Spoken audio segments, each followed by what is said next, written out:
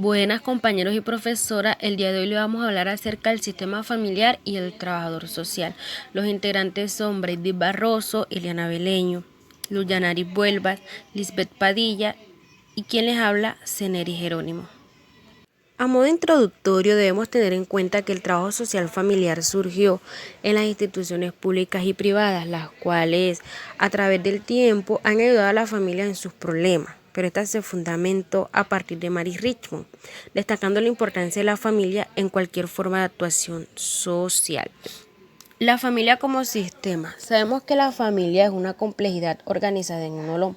¿Por qué compleja? Resulta que cada miembro del núcleo o del sistema familiar tiende a pensar y actuar de manera distinta, y ya esto lo hace compleja.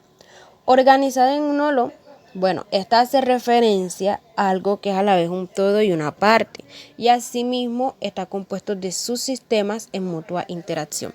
El señor Ackerman lo define como una unidad básica de salud y enfermedad, haciendo referencia a la manera en cómo son manejados los problemas internos, ya sea que causen más problemas o te curen, de acuerdo a la solución que cada quien le dé. ¿Por qué lo define así? Bueno, él dice que la familia como sistema está vitalmente afectada por cada unidad del sistema, de manera que lo que le ocurre a un miembro de inmediato tiene su repercusión en todos los demás y viceversa. Cualquier problemática que haya en la familia tiende a afectar de manera directa o indirecta.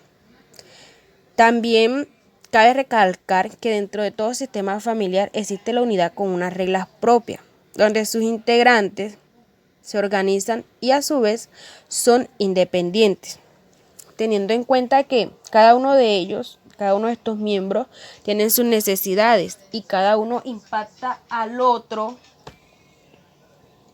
ya sea de manera positiva o negativa. Por esta razón es que el sistema familiar debe satisfacer las necesidades de la familia, de sus miembros, también las mismas necesidades de la sociedad, para que la familia sea realmente estructural. Características de la familia como sistema.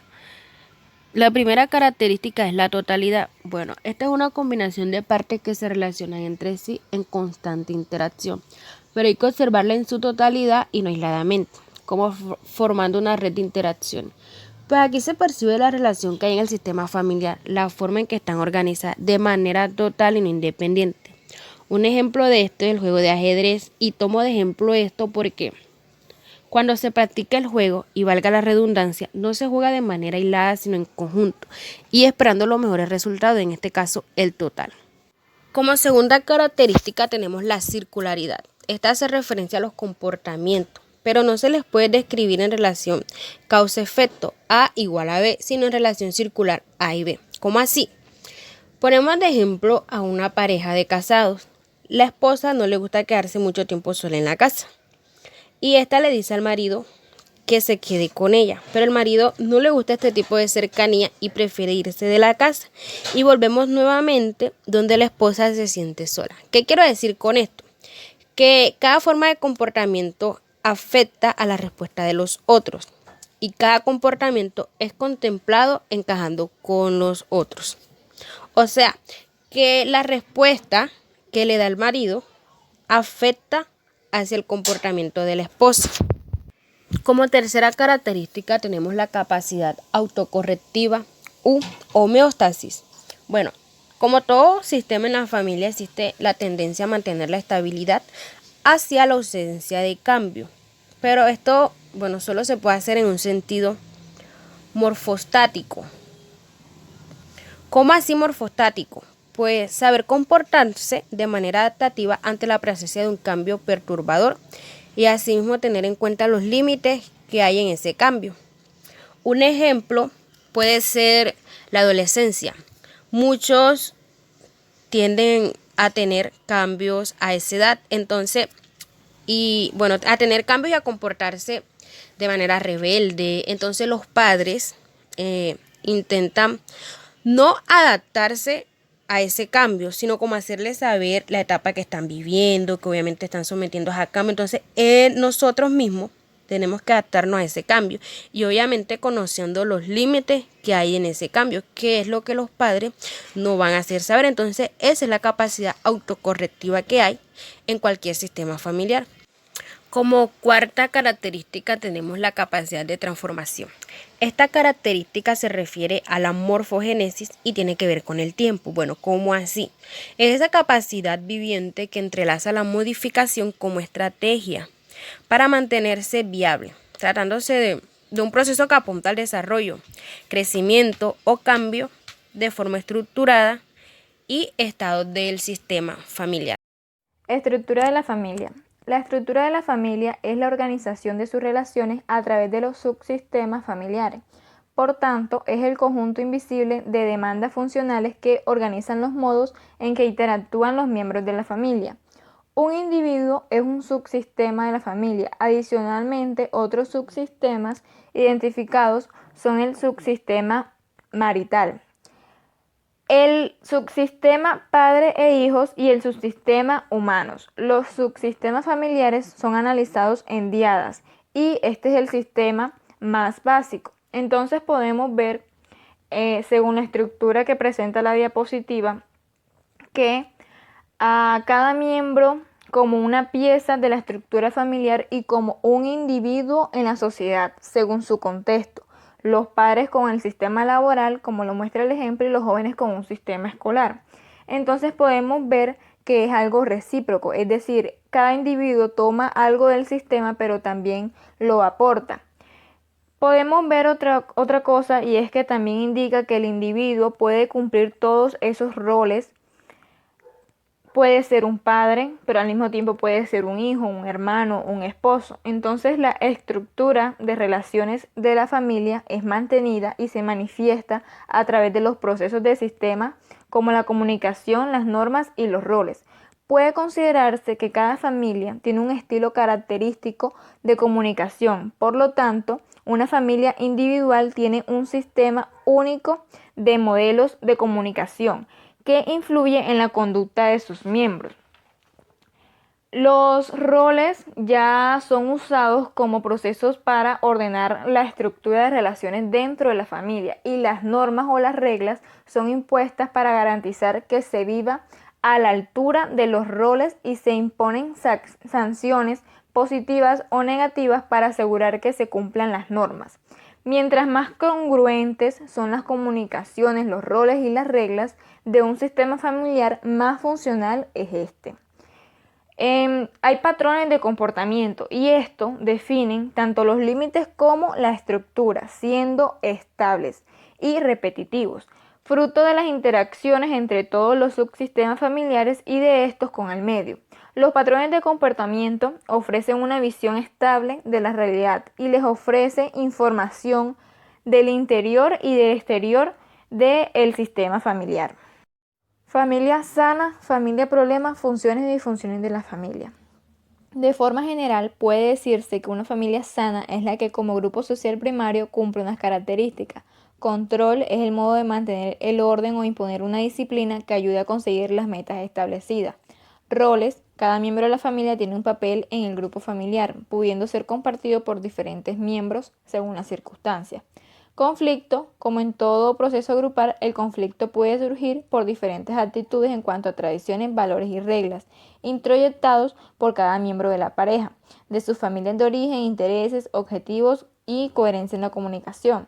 El desarrollo personal, pues acá cada miembro de la familia necesita que ésta le proporcione las posibilidades de desarrollarse individualmente, de modo que pueda a su vez después formar su propia familia.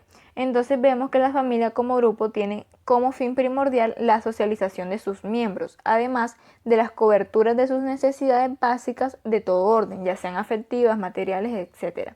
Cuando un miembro de la familia tiene una dificultad, toda la familia se ve implicada y no solo se trata de eliminar las dificultades del individuo, sino de corregir, restaurar y reforzar las capacidades y familiares para modificar las dificultades de sus miembros.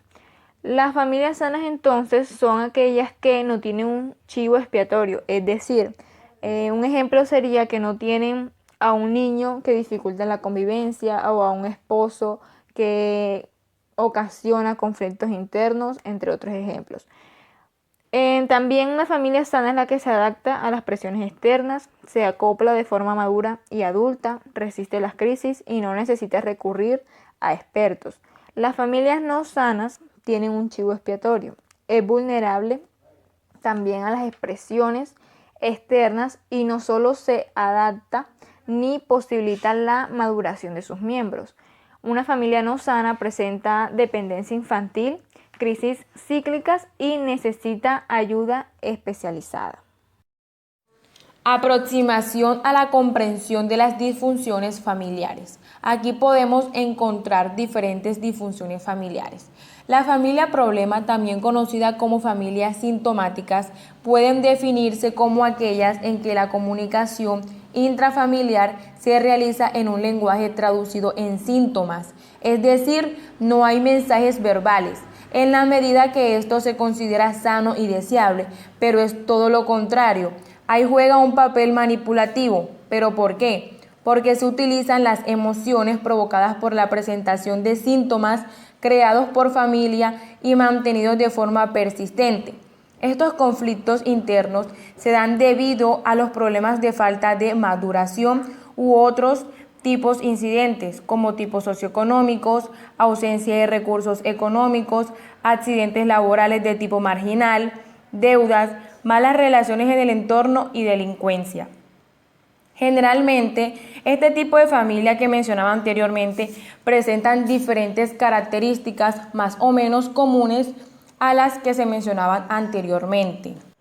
Como primera característica tenemos confusión generacional. ¿Qué sucede aquí? En muchas familias resulta poco definido el reparto de roles y conductas de acuerdo con la edad y el momento evolutivo de cada miembro. En algunos de ellos, pues, todos los integrantes de la familia ocupan el lugar que no les corresponde, no hay diferencia de mandato, de planos, sino, digamos que un conglomerado donde no hay límites claros.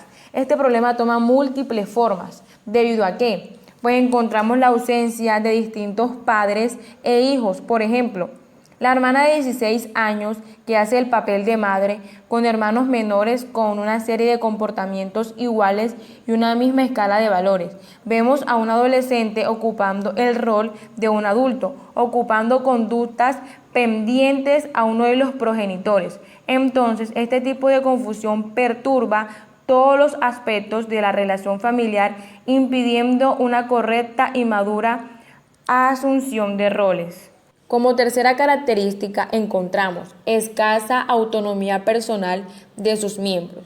Esta característica se refiere a que la familia impide que los miembros consigan una sana independencia que evite la aparición de hábitos neuróticos como consecuencia de fijaciones infantiles que obstaculicen el crecimiento y las relaciones de los miembros. Es decir, que la familia se mantenga siempre en conflicto. Como cuarta característica tenemos resistencia al cambio. Esta es una barrera que oculta actitudes hiperprotectoras, dificultades de adaptación, inmadurez personal de los padres y defensas ante las congregaciones del medio exterior, lo cual es una fuente inagotable de mecanismos de realización y es uno de los obstáculos más importantes con los que nos tropezamos nosotros los trabajadores sociales a la hora de intervenir con este tipo de familia.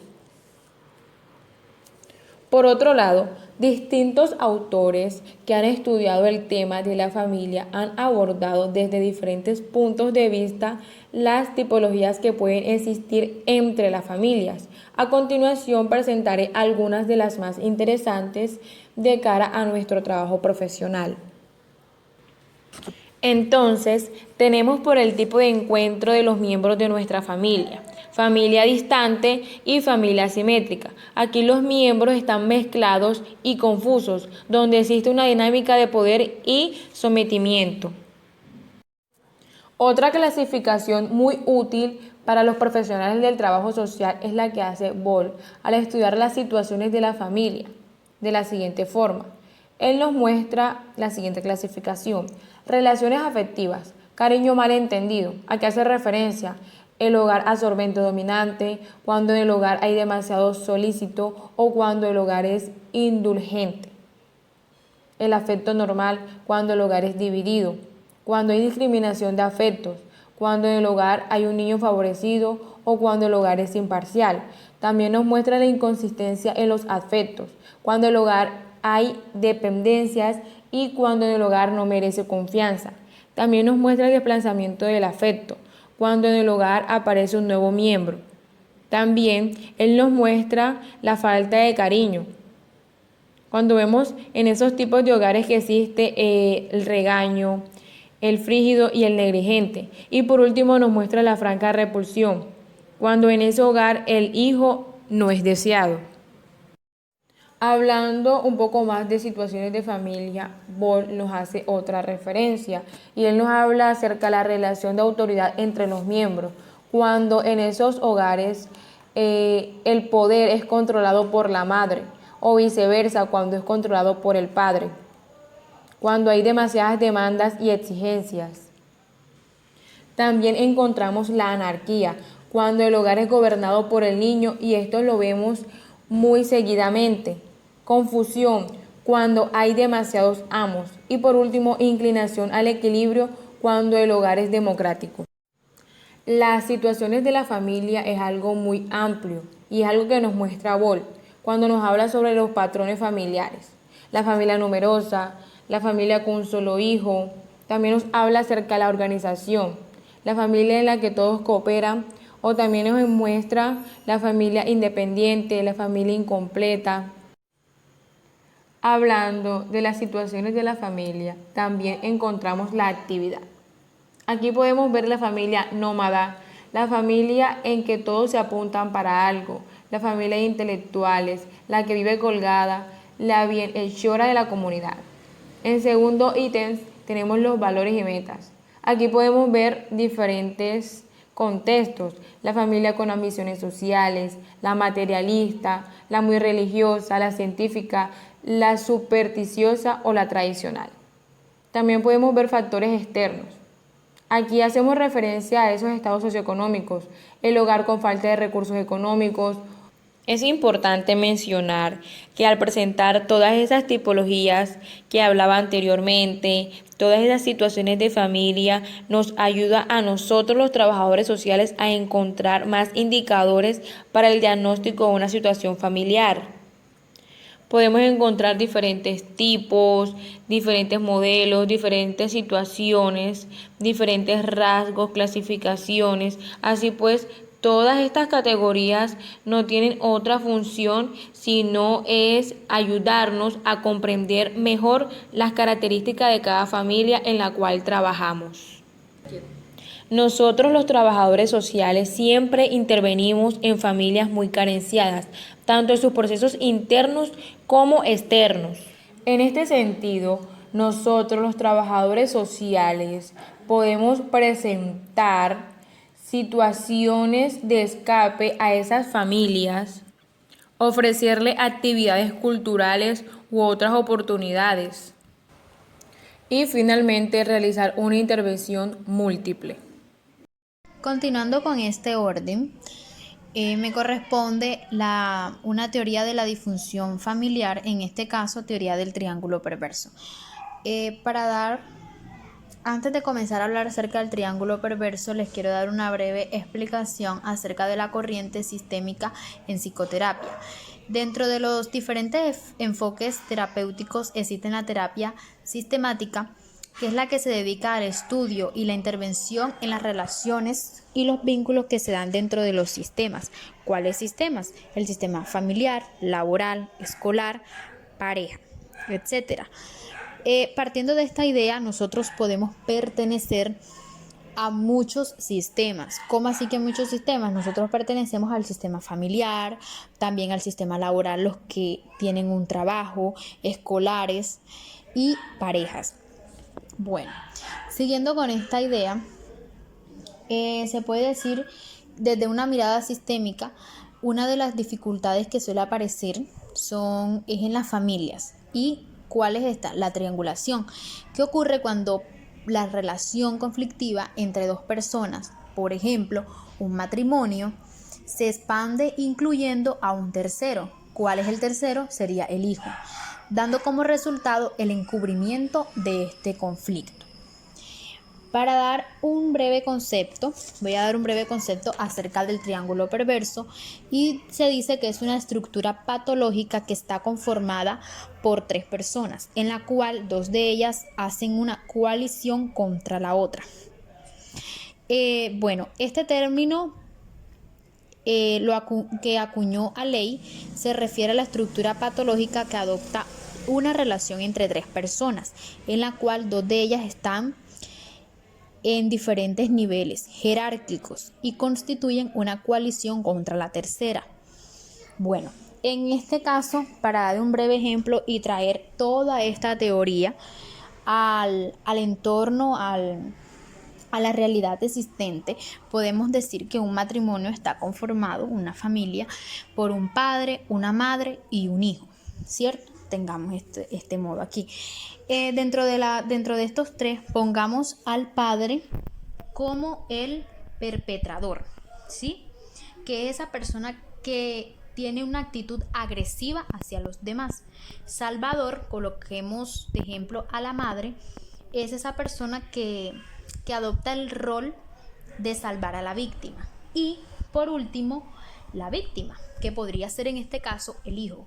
La persona que adopta este rol se queja y se siente paralizada y concentrada en sus emociones negativas. ¿Cómo podemos dar este ejemplo?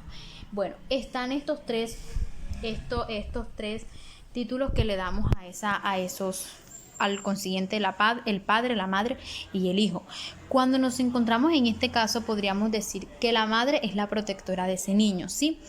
Que el padre siempre lo vemos como esa persona agresiva, esa persona que actúa o hace algo para acusar al niño, o en casos sí.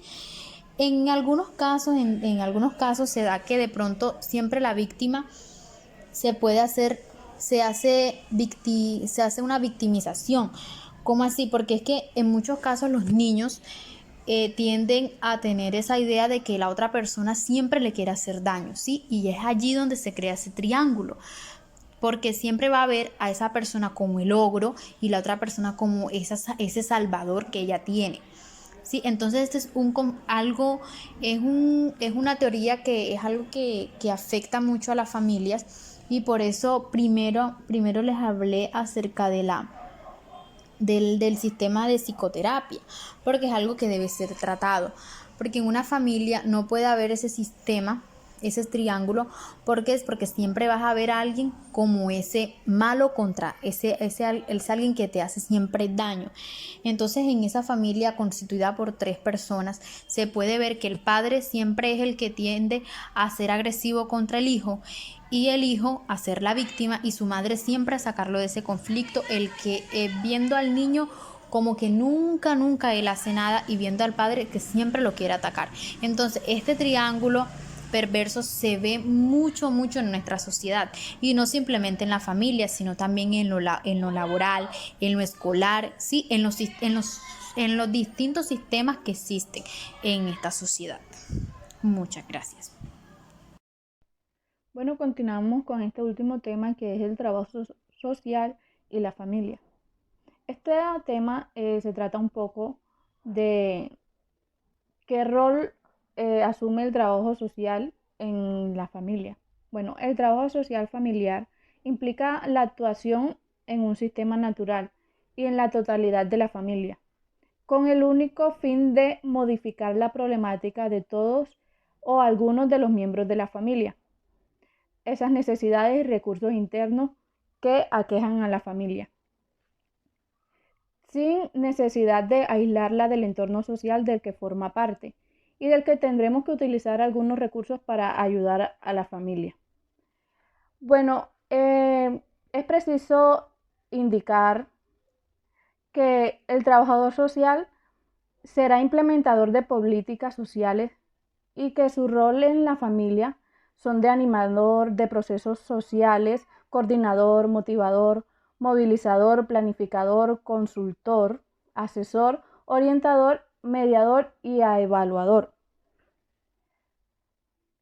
Con esto quiero decir que el trabajo social es la única profesión que se ha centrado tan consistentemente en los problemas cotidianos de la vida familiar, además de ocuparse de satisfacer esas necesidades básicas de las personas.